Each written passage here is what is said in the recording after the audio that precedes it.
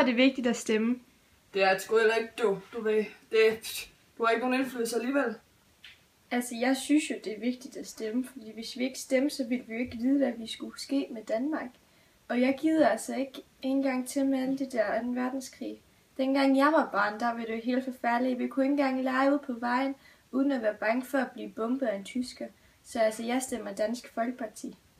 Altså, det er jo vigtigt at stemme, fordi det skal jo selvfølgelig være med til, hvem der sådan skal bestemme over Danmark. Altså, hvis de nu er en lov mod bøsser, så skal det ret vigtigt, at, det sådan, at jeg har valgt, at det ikke sker, ikke først. Fordi hvis det så er, at jeg har valgt det, så kan det godt være, at jeg siger, nå okay. Men hvis det så er, at jeg ikke har valgt det, så bliver jeg sgu da sur. Altså, jeg synes jo, det er vigtigt at stemme. Og nu hvor jeg lige er blevet 18, så det er jo selvfølgelig klart, at jeg skal stemme, fordi nu er jeg et nyt og voksen menneske. Altså, jeg synes jo, det er rigtig vigtigt at stemme, ikke? Men egentlig, så ved jeg ikke rigtig, hvad jeg vil stemme. Men jeg synes stadig, det er vigtigt at stemme, for at folk hører en stemme, ikke? Altså, du kan godt se det, ikke? Det er vigtigt ligesom at stemme, så at finde ud af, at man gerne vil stemme, fordi det er ligesom vigtigt at stemme det rigtige, ikke? Hvem synes du må stemme, og synes du unge må stemme? Jeg synes kraftedeme ikke unge, de må stemme. De har ikke nogen idé om, hvad de snakker om. Det skal være de gamle mænd, ligesom de gamle der. Kvinder, de skal heller ikke have lov at stemme. Det er noget værd lort med kvindelige stemmer. De er alle sammen så godtroende irriterende. Det skal være de fornuftige mænd, og helst de ældre. Det er dem, der ved, hvad livet går ud på. Ja, altså, nu synes folk jo, at hvis man bare har dansk borgerskab og bor i Danmark, at det er okay. Det synes jeg bare ikke. Alle de der sorte negere, som bare kommer til vores land for at stemme, det skal de altså ikke. De kan gå ned til deres eget dumme land. Det kan ikke være rigtigt, at vi skal gå og opvare dem i hoved og numse. Nu synes jeg altså ikke, at alle de der små børn, de bare skal komme og stemme, fordi de har ikke nok erfaringer i livet til at vide, hvem der er værd at stemme på. Altså, om unge mennesker, de skal stemme, selvfølgelig skal de det. Altså, de unge mennesker, det er den nye fremtid. Altså, prøv at se på mig. Hvad vil verden ikke være uden mig? Altså, jeg er jo sådan perfekt, ikke? Oh my god.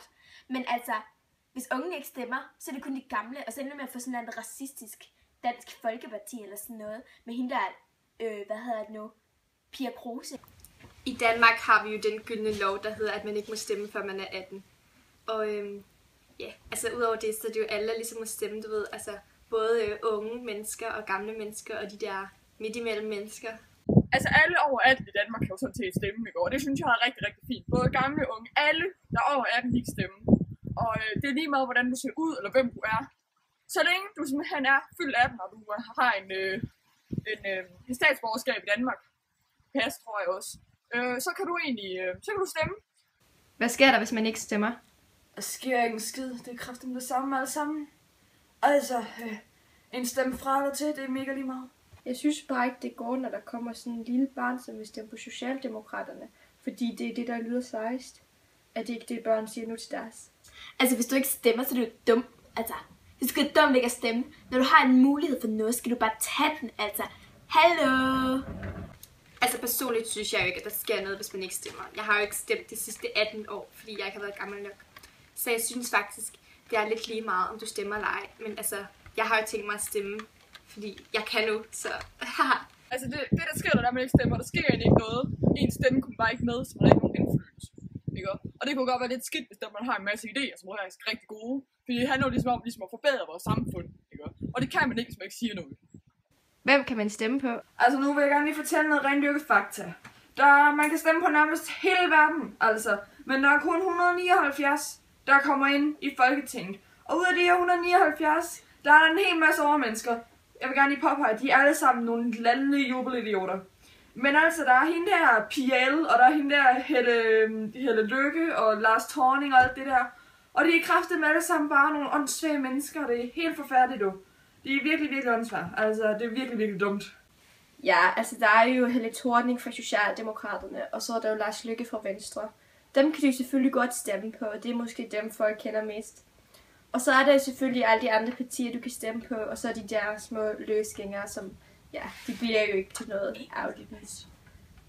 Det er alle de enkelte personer, du også kan stemme på i partierne, de er der jo også. Altså, jeg ved jo en hel del om politik, ikke? Altså, jeg ved, der er sådan de to statsminister, der er sådan Helle Thorning og Lars Løkke, og kan jeg bare lige få at sige, en fræk en der, altså. Altså, så er der sådan en masse mennesker, jeg tror, det er sådan 520 eller sådan noget, der skal de sådan Folketinget eller sådan noget, og så skal de sådan vælge en lov eller sådan noget. Altså, der er jo en hel masse mennesker, man kan stemme på. Der er nogle forskellige inden for Folketinget og sådan noget, og så er der nogle statsministerkandidater, Helle Thorning og så bliver jeg taget på regnvejr, Helle Thorning og Lars Løkke, ikke? Og dem kunne man stemme på. Så er der også nogle andre som Pia Kjærsgaard og sådan forskellige nogle, ikke? Men alt i alt, så kan du egentlig stemme, hvad du vil. Der er også nogle forskellige løsende gængere, tror jeg. Og det kan du egentlig stemme på lige præcis, hvad du vil. Der er altid nogen, som mener det, som du også mener, som så kan repræsentere dig, at du kan stemme. Altså. Ved du, hvem du vil stemme på? Ja, det ved jeg kraftedeme godt. Jeg vil ikke stemme på nogen, de er ikke jubelidioter, mand.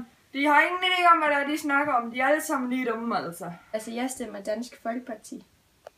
Altså, jeg ved ikke, om det er, jeg gerne vil stemme på, fordi jeg ved ikke så meget om politik. Jeg ved bare, at jeg vil stemme på nogen, der går ind for landskab og økologi og sådan noget. Men jeg ved ikke helt, hvem det er. Og jeg ved heller ikke helt, hvornår det er, jeg skal stemme. Jeg ved bare, hvad jeg skal gøre. Men sådan politik, sådan rent politisk, så ved jeg det ikke helt endnu. Men det tænker jeg lige at gå ind i Googler. Hvordan stemmer man? Altså, nu vil jeg godt lige fortælle. Jeg stemmer jo ikke vel, fordi jeg er ikke sådan så. Men hvis nu der er, du vil stemme, så er der noget, der minder om det der lotto noget. Du kan gå ned i sådan en boks, så skal du skrive noget. Og så kan du vist også sende noget hjemmefra, men altså, det er kraftigt meget åndssvagt alt sammen. Virkelig. Det er virkelig, virkelig åndssvagt, og jeg kan simpelthen ikke påpege, hvor åndssvagt det er. Skål. Ja, dengang jeg var barn, der kom man jo op i hallen. Det ved jeg så selvfølgelig ikke, om det er mere, fordi nu er jeg jo blevet for gammel til at komme hele vejen derop med mine rollator og krykker. Så jeg er jo blevet så heldig, at jeg kan sende det via posten. Så derfor har jeg min dejlige hjemmehjælper, som kommer og hjælper mig med at stemme. Altså, jeg fik jo sådan en seddel i posten, og den der seddel var sådan lidt, oh my god, den er godt langt, men jeg var sådan lidt, okay. Så gik jeg sådan op til ham der mand, der sad deroppe i det der sådan stemmeværelse, og så var jeg sådan lidt, ja, her er jeg, og så sådan lidt, ja, det er dig, og så var sådan lidt, ja, det ved jeg godt. Og så fik jeg der seddel, ja, og så gik jeg sådan, det tog ligesom en seddel, så gik en stemmeboks, og så sagde sådan et kryds, og jeg kan godt sige, hold kæft, jeg tror, jeg vinder med jul. Jeg satte det krydset det helt rigtige sted. Altså, det var bare sådan, oh my god, mand, jeg bliver jo snart millionær. Altså, man kan jo enten sidde nede i sin sofa og sende den med, eller lade være, og så kan man sende den med posten, fordi du får den selv med posten. Det der skulle du gøre som også udmennesker. I går hele vejen ned på skolen, ikke? Fordi det gør jeg, fordi jeg i hvert fald tænkt mig. Fordi jeg er sådan en udmenneske. Så jeg kan godt lide udenfor, ikke? Jo, så skal vi sammen have en ø. Hjemmehjælper. Tak for i aften. Nå, men kys, kys!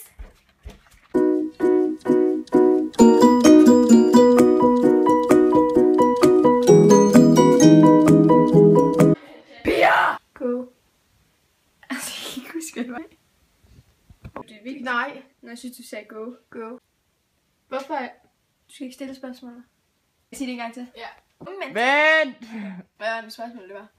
Freja. Oh my god, det var fandme lige så langt som min pik, altså. Og så bliver jeg taget på regnvejr, hva'?